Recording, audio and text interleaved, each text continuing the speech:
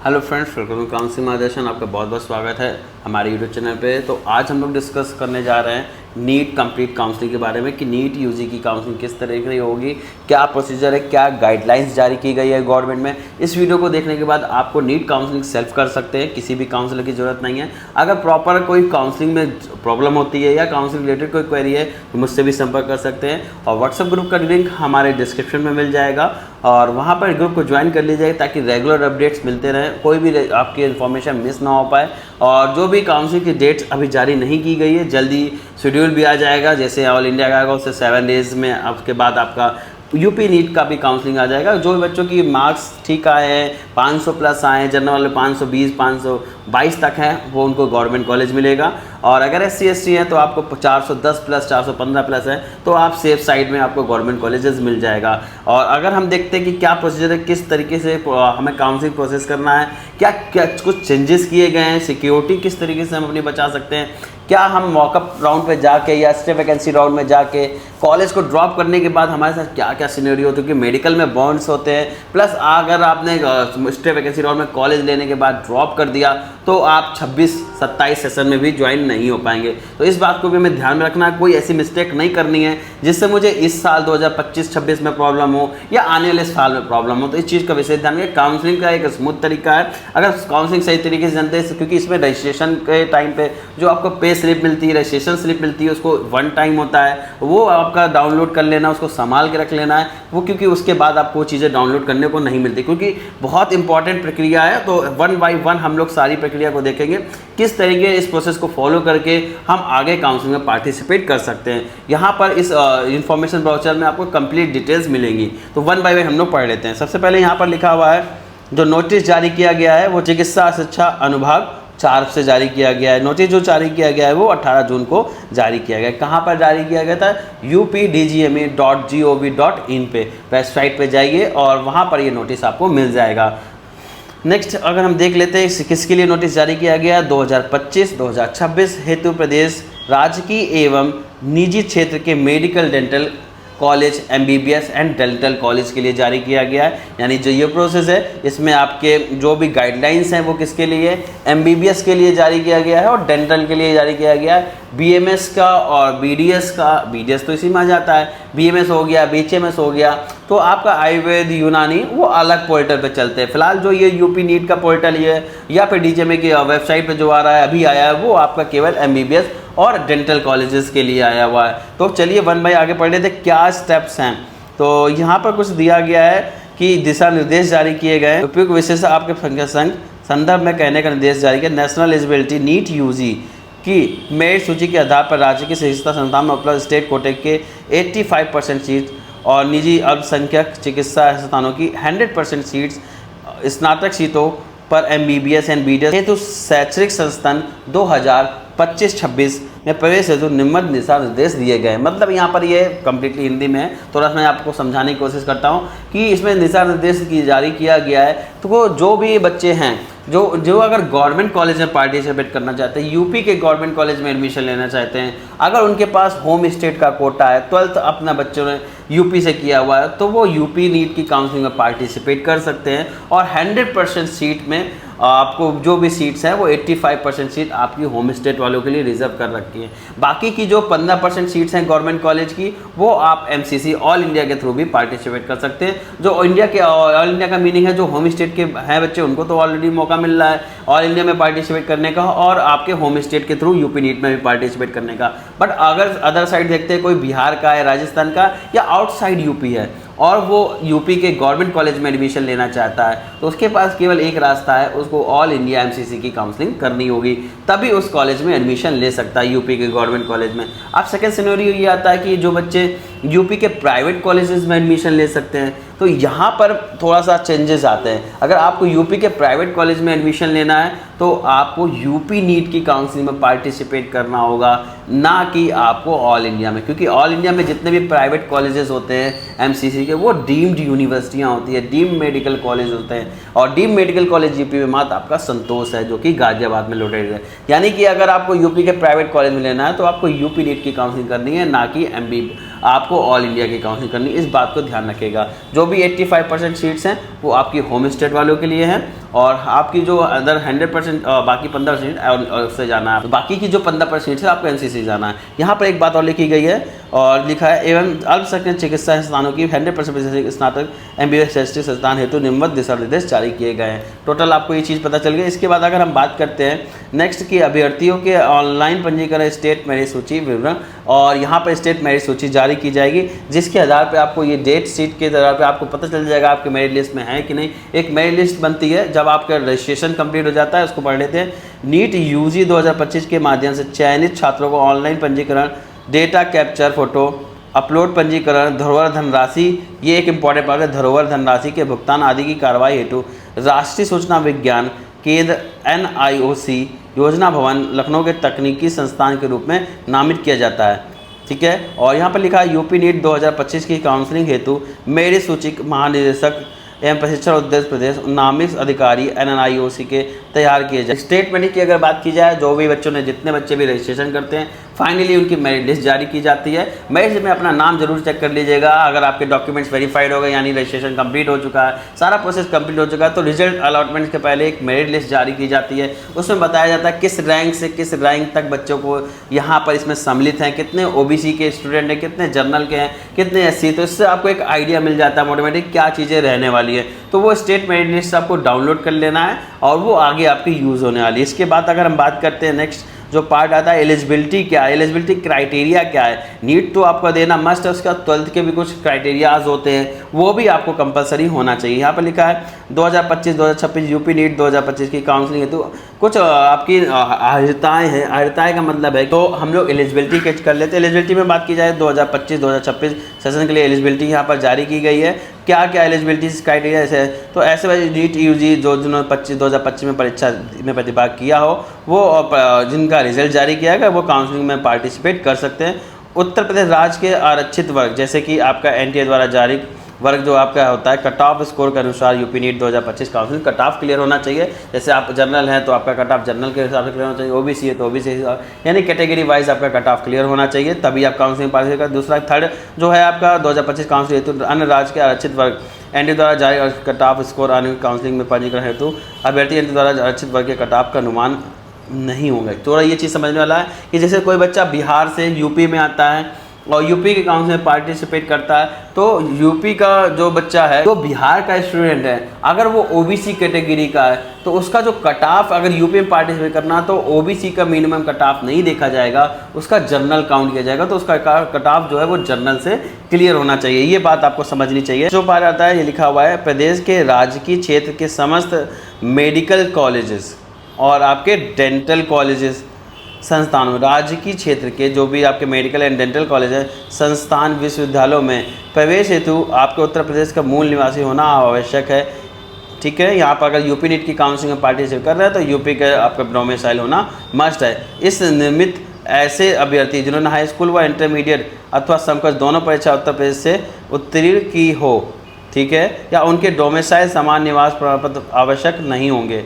अगर उन्होंने 10th और 12th दोनों अपना यूपी से कर रखा है तो उनको डोमिसाइल की ज़रूरत नहीं पड़ने वाली है, ऐसा लिखा हुआ है।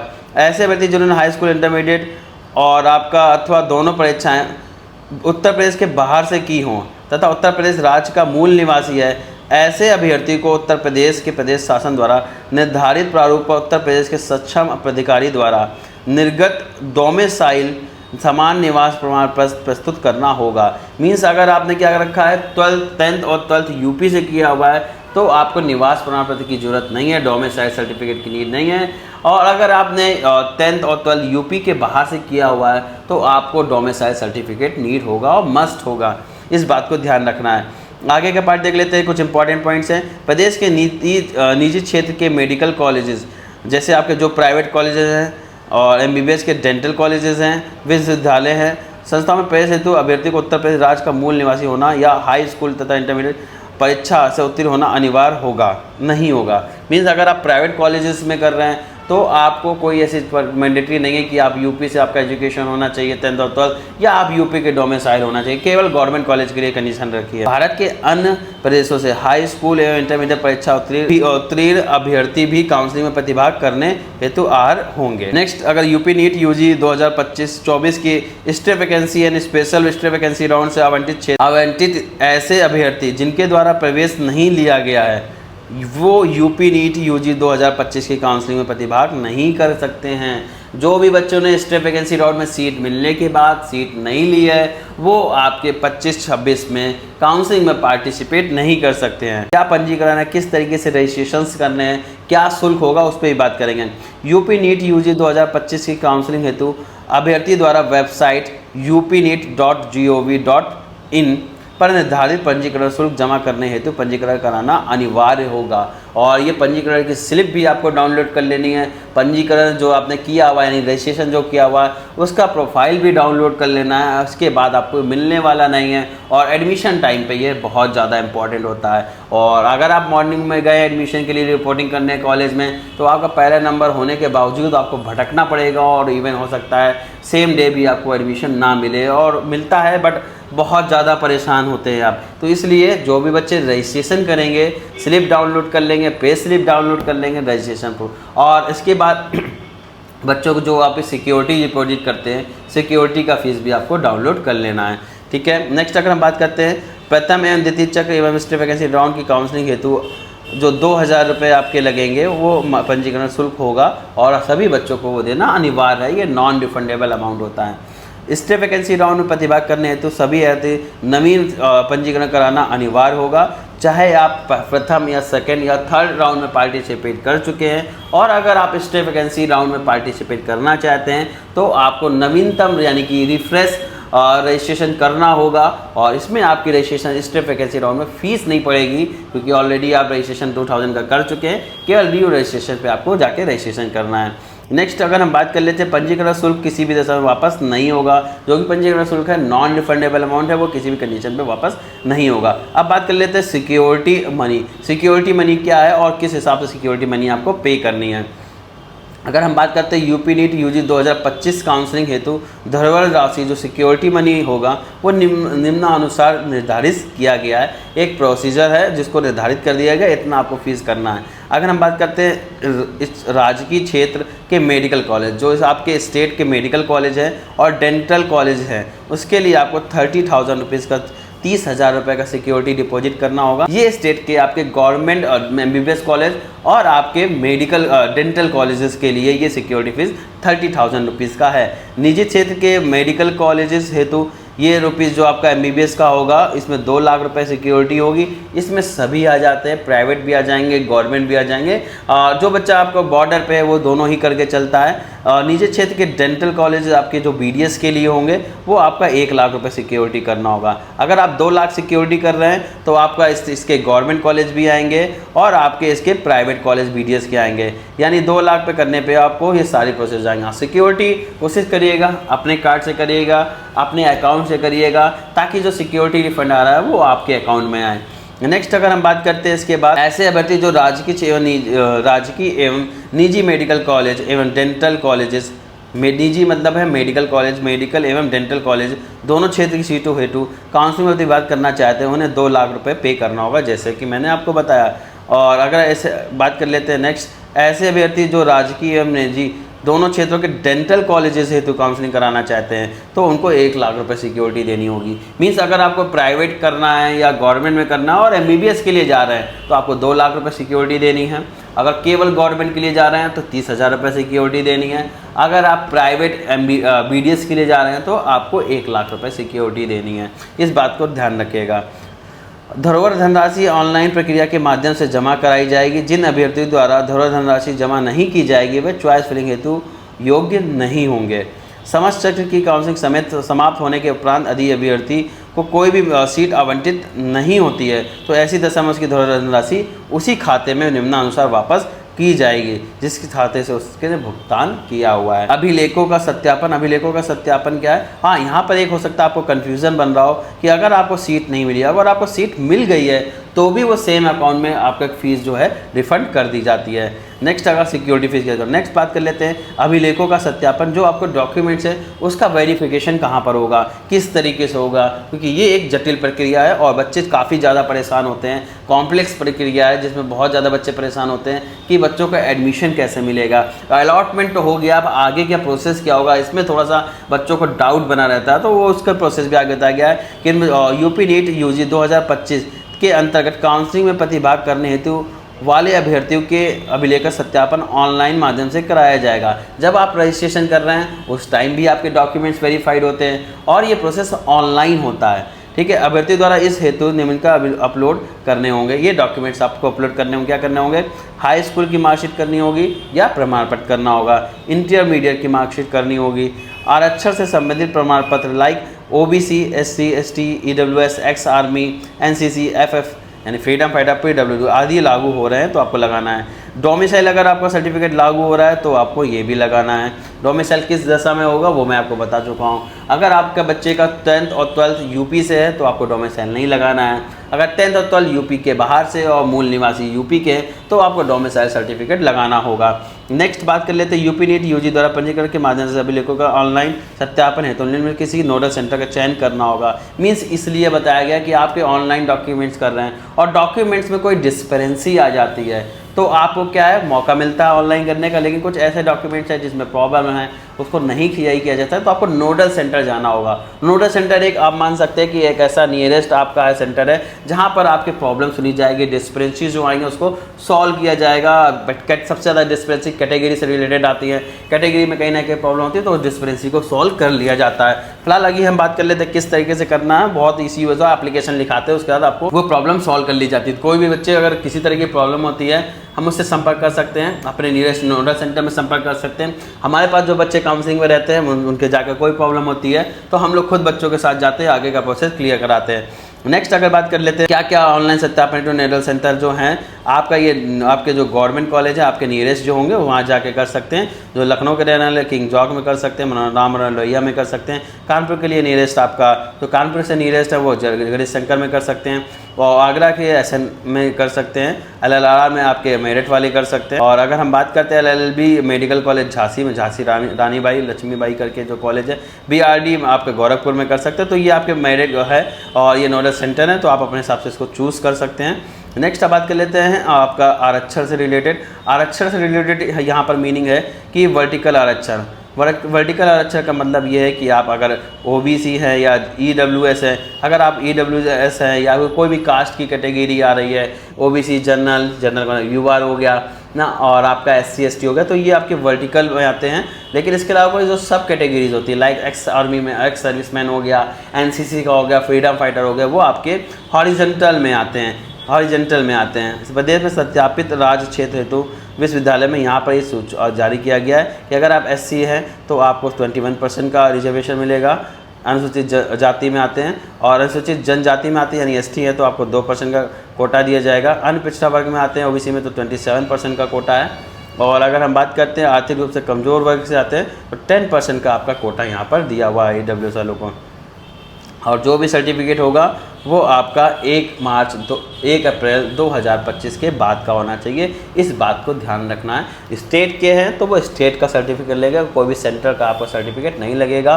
कास्ट का हो, चाहे इनकम का हो, चाहे डोमिसाइल का हो। अगर आप ऑल इंडिया में पार्टिसिपेट कर रहे हैं, MCC में कर रहे हैं तो वहाँ पर आपके सेंटर के सर्टिफिकेट लगेंगे। इसको भी आपको ध्यान से करना है, कोई मिस्टेक नहीं करनी डॉक्यूमेंट में जिसकी वजह से आपको काउंसलिंग करने में कोई प्रॉब्लम आए। नेक्स्ट अगर हम बात कर लेते हैं शहरी राज्य सरकार अनुसूचित सीटें जो भी होंगी आपके, ये राज्य सरकार द्वारा आपकी सीट आवंटित की जाएगी। और ये यहाँ पर कट ऑफ मैं आपको बता चुका हूँ अनुसूचित के लिए कितना है। अनुसूचित जाति के लिए आपके इन कॉलेज में से 66 सीट्स अवेलेबल हैं।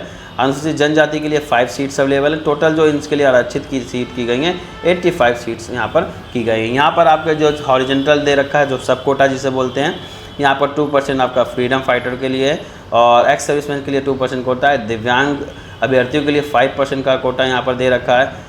NCC कैडेट की बात की जाए तो आपका 1% कोटा दे रखा है। महिला अभ्यर्थी के लिए 20% का कोटा यहाँ पर दे रखा है। नेक्स्ट जो बहुत इंपॉर्टेंट पॉइंट है काउंसलिंग प्रक्रिया। ये एक बहुत ज़्यादा इंपॉर्टेंट पार्ट है, तो इसको हमें संभाल के पढ़ना है और एक चीज़ों को बिल्कुल क्लियर करना है कि काउंसलिंग एवं आवंटन की प्रक्रिया क्या होगी, किस तरीके से आवंटन किया जाएगा। तो यहाँ पर देखना है मेडिकल काउंसलिंग कमेटी, जिसे हम MCC बोलते हैं, नई दिल्ली द्वारा नीट UG 2025 काउंसलिंग हेतु कुछ समय सारणी में दिए गए दिशा निर्देश के क्रम में महानिदेशक शिक्षा अधिकारी ये कुछ जारी की गई। क्या किया गया है इसमें, क्या गया, पहला प्रोसेस ये है कि काउंसलिंग और प्रक्रिया ऑनलाइन माध्यम से 4 प्रकरण में कराई जाएगी। पहला है प्रथम, दूसरा है तृतीय, द्वितीय और तीसरा है थर्ड, और फोर्थ आपका आता है स्टेट वैकेंसी राउंड। यानी 4 पार्ट में काउंसलिंग कराएगी। पहला फर्स्ट राउंड होगा, सेकेंड राउंड होगा, थर्ड राउंड होगा, फोर्थ राउंड जो होगा उसे हम स्टेट वैकेंसी राउंड नाम से भी जानते हैं।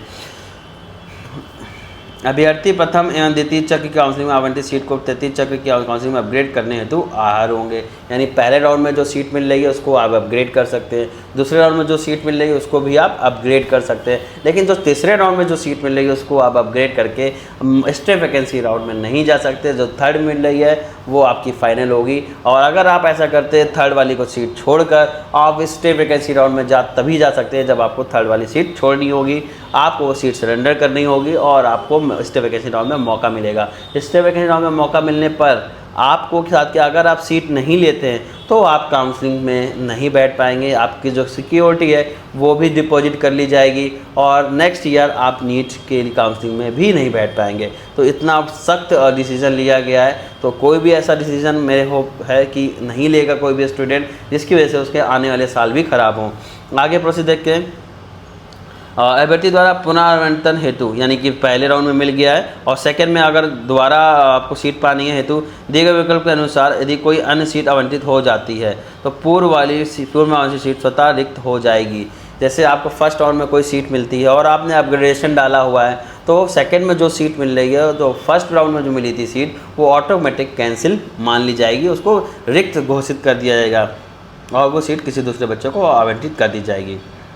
और अगर हम माने पुनः आवंटन न होने की दशा में अभ्यर्थी द्वारा पूर्व प्रवेशित सीट यथावत बनी रहेगी। अगर आपको सेकंड राउंड में आपने अपग्रेडेशन डाला है और आपको कोई सीट अपग्रेड नहीं होती है तो जो आपकी पुरानी सीट थी वो ऑलरेडी बनी रहेगी। इसमें चॉइस फिलिंग का थोड़ा सा चीज़ समझने वाली है कि अगर आपको फर्स्ट राउंड में suppose that Ganesh Shankar medical college मिलता है और सेकंड राउंड की आप जब काउंसलिंग में अपग्रेडेशन डाल रहे होंगे तो आपको इसके ऊपर के कॉलेज लेने हैं, आपको KGMC लेना है, राम मनोहर लेना, या जो भी आपकी प्रेफरेंस है उसके अकॉर्डिंग लेना चाहते हैं, तो जो आपको मिल चुका है उस कॉलेज को नहीं डालना है, उसके ऊपर के कॉलेज को जाना है, उसके हायर प्रेफरेंस को कॉलेज को डालना है। और अगर आप डाल देते हैं और सेम कॉलेज अलॉट हो जाता है, फिर से वही कॉलेज अलॉट हो जाता है, तो ये जितना भी आपने रिपोर्टिंग किया था कॉलेज में DD के थ्रू, फिजिकल रिपोर्टिंग किया था, डॉक्यूमेंट सबमिट किए थे, वह प्रोसेस आपको दोबारा से करना होगा। तो इस प्रोसेस से बचना है, आपको ऐसी गलती नहीं करनी है।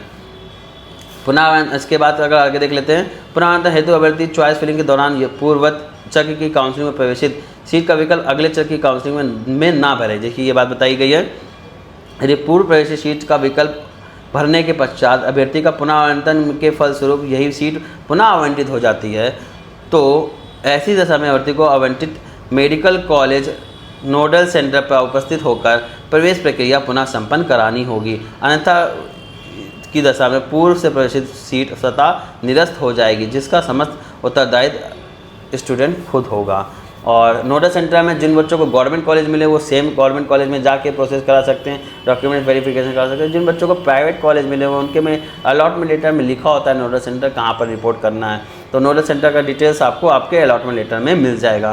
प्रथम चक्र की काउंसलिंग के बारे में समझ लेते हैं। प्रथम चक्र की काउंसलिंग क्या है कि पहले राउंड में अगर आपको सीट मिल रही है राजकीय तथा निजी क्षेत्र के मेडिकल कॉलेजेस, डेंटल कॉलेजेस हेतु प्रथम चक्र की काउंसलिंग में जो सीट आपको मिल रही है वो फ्री एग्ज़िट की सुविधा होगी। अगर आपको पहले राउंड में जो सीट मिल रही है उसको आप फ्री एग्ज़िट कर सकते हैं, यानी इन केस उसमें आपका सिक्योरिटी अमाउंट नहीं डिडक्ट किया जाएगा, फिर सिक्योरिटी अमाउंट आपके अकाउंट में रिफ़ंड कर दिया जाएगा। फ्री एग्ज़िट यहाँ पर दे रखा है। अर्थात प्रथम चक्र की काउंसलिंग में आवंटन के पश्चात यदि अभ्यर्थी द्वारा प्रवेश नहीं लिया जाता है तो उसकी धरोहर धनराशि वापस कर दी जाएगी, सिक्योरिटी जब्त नहीं की जाएगी। और प्रथम चक्र की काउंसलिंग से निःशुल्क निर्गम यानी फ्री एग्जिट की सुविधा प्राप्त अभ्यर्थी द्वितीय अथवा तृतीय काउंसलिंग की प्रक्रिया में पुनः प्रतिभाग कर सकता है। ये एक अच्छी चीज़ है, लास्ट ईयर 2024 से लागू किया गया है। और इसके बाद करते हैं द्वितीय चक्र की काउंसलिंग। द्वितीय चक्र की काउंसलिंग क्या है? द्वितीय चक्र की प्रथम की काउंसलिंग में आवंटित सीट या प्रवेशित सीट फ्री एग्जिट की सुविधा प्राप्त अभ्यर्थी को द्वितीय चरण की काउंसलिंग में प्रतिभाग करने हेतु पुनः धरोहर राशि जमा करने की आवश्यकता नहीं होगी। यानी सिक्योरिटी जब्ती नहीं हुई तो क्यों जमा करेंगे, ये चीज़ है। और आगे देख लेते हैं नेक्स्ट, क्या राजकीय तथा निजी क्षेत्र के मेडिकल कॉलेज, डेंटल कॉलेजेस हेतु द्वितीय चक्र की काउंसलिंग द्वारा आवंटित सीट पर अभ्यर्थी को प्रवेश प्राप्त करना अनिवार्य होगा। सेकंड चक्र में जो काउंसलिंग आपको मिल रही है, काउंसलिंग जो कॉलेज अलॉट हुआ है, वो आपको सीट लेना कंपलसरी है, किसी भी दशा में उसको छोड़ना नहीं है। कॉलेज में जाके रिपोर्ट करना है और अपग्रेडेशन के लिए डाल सकते हैं, लेकिन ऐसा नहीं करना है, रिपोर्ट ही नहीं किया, कॉलेज में आपने वेरिफिकेशन ही नहीं कराया तो स्वतः आपकी सीट कैंसिल कर दी जाएगी और आपको काउंसलिंग से डिबार्ड किया जाएगा और आपकी सिक्योरिटी भी डिपॉजिट कर ली जाएगी। और अगर आप आगे पार्टिसिपेट करना चाहते हैं थर्ड राउंड में तो फिर से आपको ये 30,000 रुपये की सिक्योरिटी गवर्नमेंट में अगर कर रहे हैं तो दोबारा देनी होगी। ऐसे अभ्यर्थी तृतीय की चक्र की काउंसलिंग प्रतिभाग करने हेतु पुनः धनराशि राशि जमा करने के पश्चात ही योग्य माने जाएंगे। नेक्स्ट अगर बात कर लेते हैं इसके बाद की बात, राजकीय तथा निजी क्षेत्र के कॉलेजेस, डेंटल कॉलेजेस हेतु प्रथम चक्र की काउंसलिंग में प्रवेशित अभ्यर्थी द्वितीय चक्र की काउंसलिंग में पुनः आवंटन के पश्चात प्रवेश नहीं ले सकते हैं। तो लेता है तो अभ्यर्थी द्वारा जमा की गई संपूर्ण धनराशि राशि जब्त कर ली जाएगी। राजकीय क्षेत्र के मेडिकल कॉलेजेस, डेंटल कॉलेजेस हेतु प्रवेश शुल्क को छोड़कर तत्सम जमा समय शुल्क अभ्यर्थी को वापस कर दिया जाएगा तथा निजी क्षेत्र के मेडिकल कॉलेजेस हेतु तत्सम जमा शिक्षण शुल्क अभ्यर्थी को वापस कर दिया जाएगा। अभ्यर्थी को मूल अभिलेख भी वापस कर दिए जाएंगे। तो ये बात आपको होपफुली समझ में आई होगी।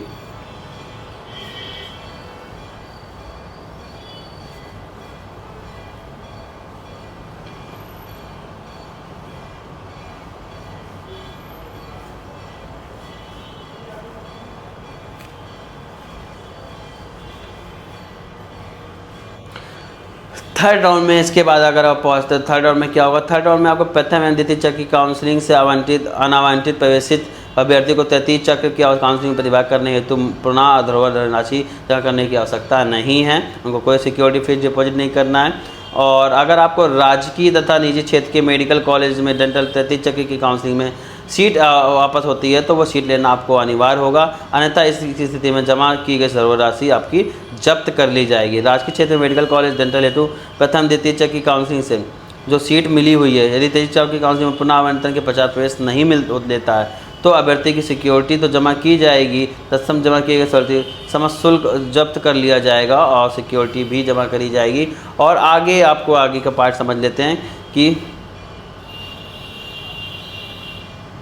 एक इम्पॉर्टेंट पॉइंट कि निजी क्षेत्र के मेडिकल कॉलेजेस जैसे डेंटल कॉलेज ये तो प्रथम पहले और दूसरे चक्र की काउंसलिंग से प्रवेशित अभ्यर्थी यदि द्वितीय चक्र की काउंसलिंग में पुनः आवंटन के पश्चात प्रवेश नहीं लेता है तो अभ्यर्थी द्वारा जमा की गई संपूर्ण धनराशि राशि जब्त कर ली जाएगी तथा जमा किए गए शिक्षण शुल्क का 50% जब्त कर लिया जाएगा। 50% जब्त कर लिया जाएगा।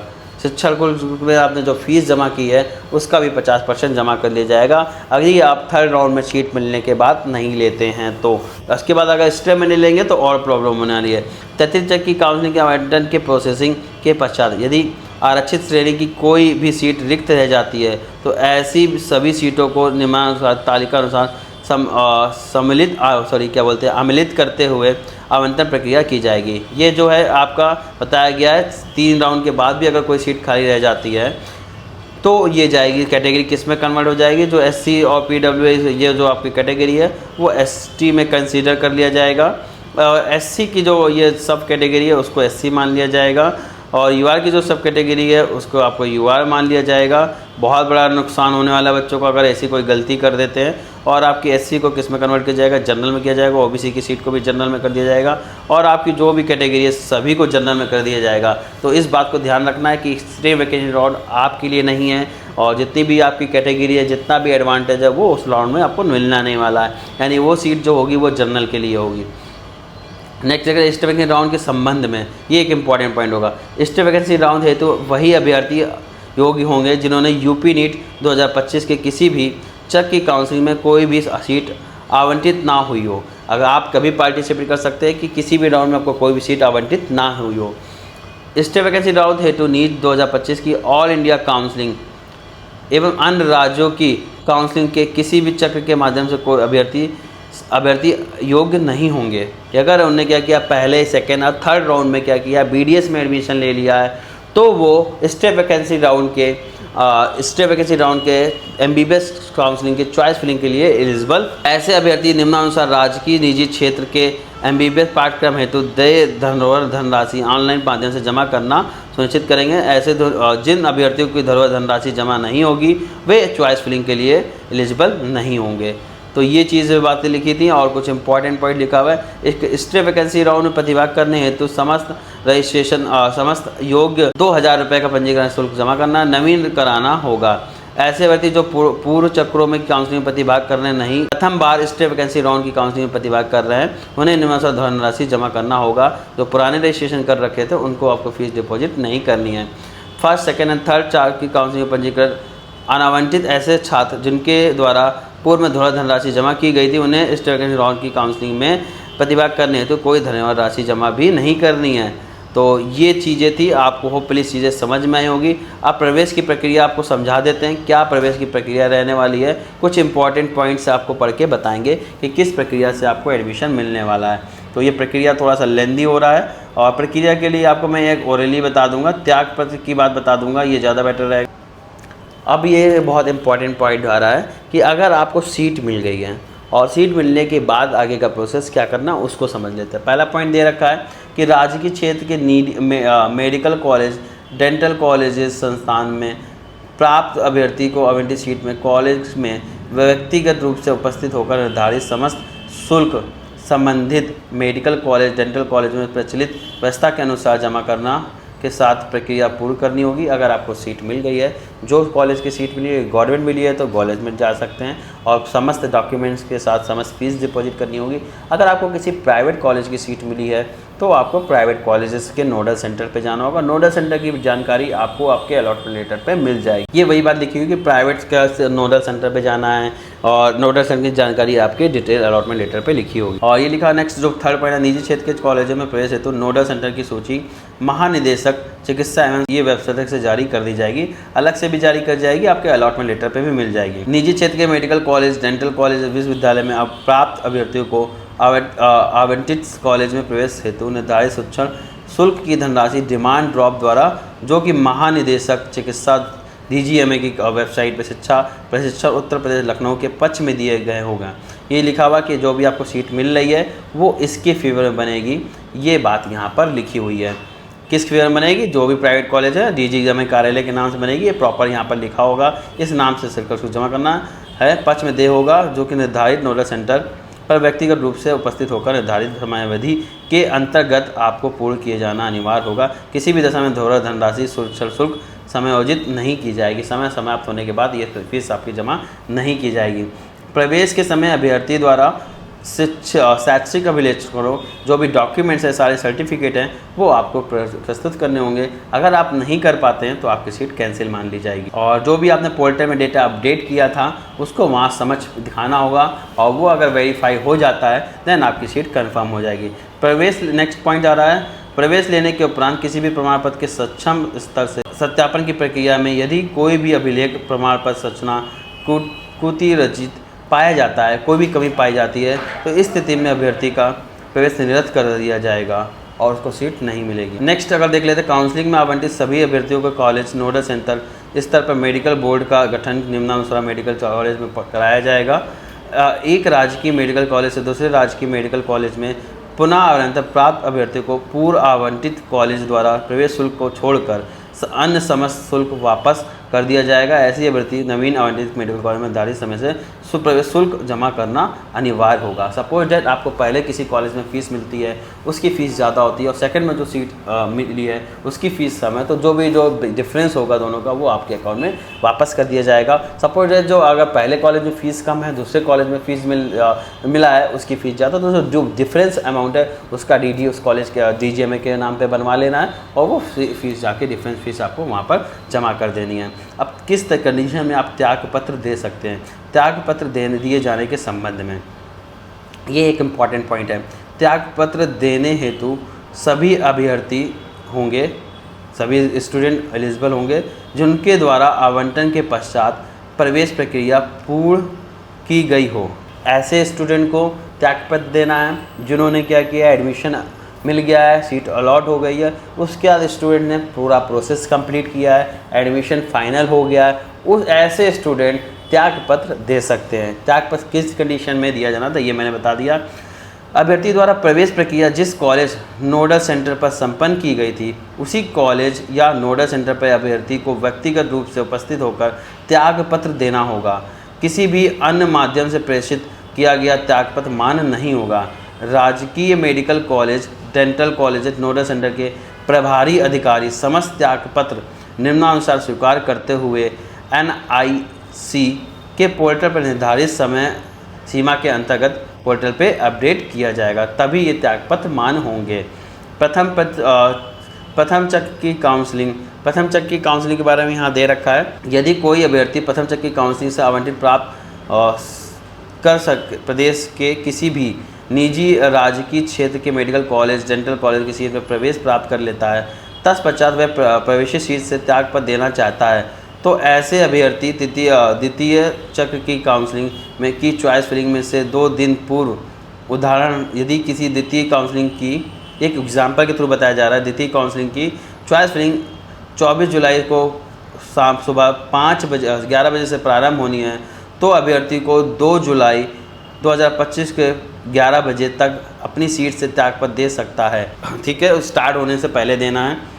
ऐसी स्थिति में अभ्यर्थी को निःशुल्क फ्री एग्जिट करने की सुविधा होगी, अर्थात अभ्यर्थी को संपूर्ण धरोहर राशि अभ्यर्थी को वापस कर दी जाएगी। साथ ही राजकीय क्षेत्र के मेडिकल कॉलेज, डेंटल कॉलेजेस में प्रवेश शुल्क को छोड़कर तत्सम समाशुल्क अभ्यर्थी को वापस कर दिया जाएगा। निजी क्षेत्र के मेडिकल कॉलेज में डेंटल कॉलेज हेतु जमा शुल्क अभ्यर्थी को वापस कर दिया जाएगा। कोई भी नुकसान नहीं होने वाला, त्यागपत्र दे देंगे तो आपकी फ़ीस वापस कर दी जाएगी। प्रथम चक्र से प्रदेशित कोई अभ्यर्थी यदि प्रथम चक्र की काउंसलिंग हेतु निर्धारित तिथि एवं समय के पश्चात त्यागपत्र देता है, तो ऐसे अभ्यर्थी को द्वितीय चक्र की काउंसलिंग से संबंधित त्यागपत्र के प्रावधान लागू होंगे। अगर ऐसा नहीं कर पाते तो ये आपको ये चीज़ें मिल जाएंगी। वीडियो लेंदी हो रहा है, और अगर आपको इसका PDF चाहिए तो हमारे व्हाट्सएप ग्रुप पे ज्वाइन करिए, इसका ये PDF आपको मिल जाएगा, या फिर आप UP DGME की कार्यालय पे UP DGME की वेबसाइट पे जाके ये नोटिस पढ़ सकते हैं। तो संपर्क जानकारी मिली होगी, स्टेप वैकेंसी राउंड पे भी टोटल डिटेल बताया, तो कंप्लीट जानकारी मिल गई होगी। कोई वीडियो में प्रॉब्लम होगी कमेंट करके वीडियो को सहयोग करिएगा, थोड़ा सा लाइक एंड शेयर कर दीजिए ताकि मुझे भी मोटिवेशन मिलता रहे। और नेक्स्ट मिलते हैं इसके बाद जो बॉन्ड के काउंसलिंग बोर्ड का गठन क्या है, ये सब आगे की बात है, लेकिन जितना भी इंपॉर्टेंट पॉइंट था मैंने आपको बता दिया है। तो वीडियो में लाइक एंड शेयर कर दीजिएगा, अपने फ्रेंड्स को शेयर कर दीजिएगा। मिलते हैं, थैंक यू।